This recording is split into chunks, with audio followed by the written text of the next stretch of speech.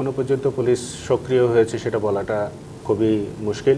আশা হচ্ছে মানুষের দীর্ঘদিনের ক্ষোভ, দীর্ঘদিনের বঞ্চনা থেকে নানান বিষয় নিয়ে কিন্তু আমরা আমাদের দাবি দাওয়াগুলো হাজির করছি এবং বিভিন্ন শ্রেণী পেশার মানুষ কিন্তু তাদের পরিবর্তনের জন্য নানাভাবে সোচ্চার হয়েছে। একই সাথে কিন্তু দেখবেন আপনার আমাদের আশঙ্কা তৈরি হয়েছে যে দীর্ঘদিনের পুঞ্জীভূত ক্ষোভগুলোর বিস্ফোরণ আবার খুব ভয়াবহ সহিংসভাবে হয় কিনা। কিছুটা আশঙ্কা ছিল যে রাজনৈতিক দল হিসেবে আওয়ামী লীগ আসলে প্রচণ্ড রকমের একটি হামলার শিকার হবেন, হত্যার শিকার হবেন, কিন্তু হয়েছে বেশ কিছুটা, কিন্তু যেভাবে যে স্কেলে হবে ভেবেছিলাম সেভাবে কিন্তু আসলে হয়নি। ফলে রাজনৈতিকভাবে বলুন, দেশের মানুষ তাদের নিজের অবস্থান থেকে বলুন, তারা কিন্তু সংযম দেখিয়েছে, এটা কিন্তু সত্যি।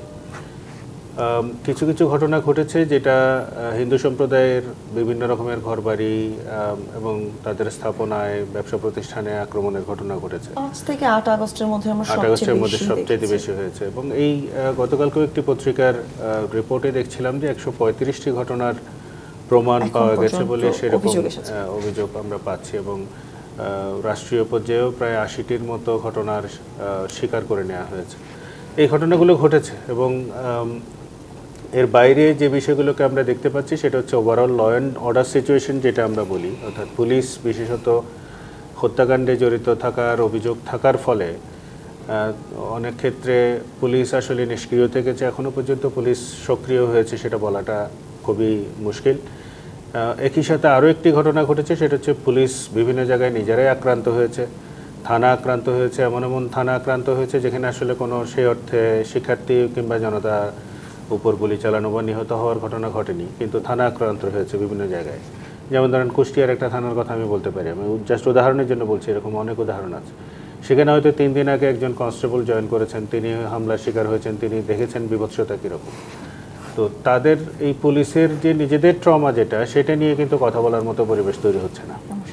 পুলিশকেও যে আসলে তাদেরকেও আমার যে কনফিডেন্সে নেওয়ার যে ব্যাপার, সেই আলোচনা খুব বেশি দূর এগিয়েছে বলে কিন্তু আমরা এখনও পর্যন্ত শুনিনি।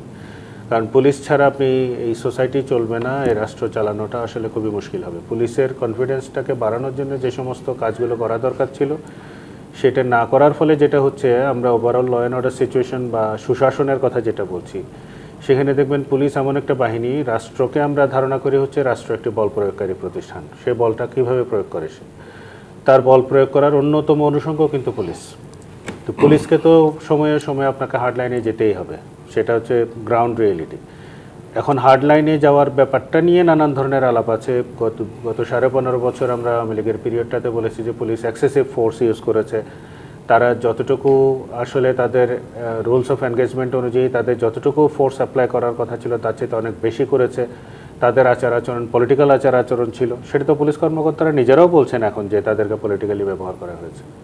সেই ফোর্স নিয়ে নানান ধরনের কথা হতে পারে যে কতটুকু বল তারা প্রয়োগ করবেন, কিন্তু বল প্রয়োগ করবেন এটা কিন্তু একটা স্বীকৃত বিষয় যে রাষ্ট্রের একটা শক্তি হিসেবে তারা বল প্রয়োগ করবেন।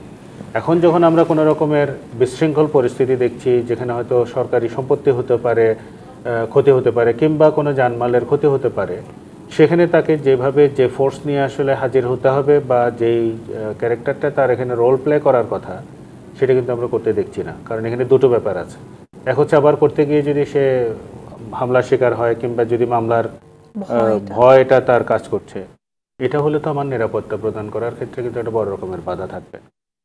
ফলে এই দ্বিমুখী একটি পরিস্থিতির মধ্যে কিন্তু পুলিশ পড়ে গেছে। এইটার থেকে উত্তরণের জন্য গত 4 মাসের মধ্যে কোনো আলোচনা সেভাবে এগিয়েছে তা কিন্তু আমরা দেখিনি। এটা খুব জরুরি ব্যাপার ছিল। ফলে ওভারঅল যে সিচুয়েশন আপনি যদি আমার কাছে জিজ্ঞেস করেন যে আইন শৃঙ্খলা পরিস্থিতি কিংবা সুশাসনের জায়গায়, আমি যদি কেবলমাত্র ওই জায়গাটাকেও ধরছি, সুশাসন শব্দটা আসলে অনেক বড়, এর ব্যক্তি অনেক বেশি, অনেক কিছু বিষয় এখানে আলোচনার বিষয় আছে। আমি জাস্ট একটা সেগমেন্ট নিয়েই বলছি। তাহলে সেক্ষেত্রে কিন্তু আমাদের খুব বেশি অর্জন নেই, আমাদের এখনো পর্যন্ত অনেক কিছু কাজ সেখানে করতে হবে।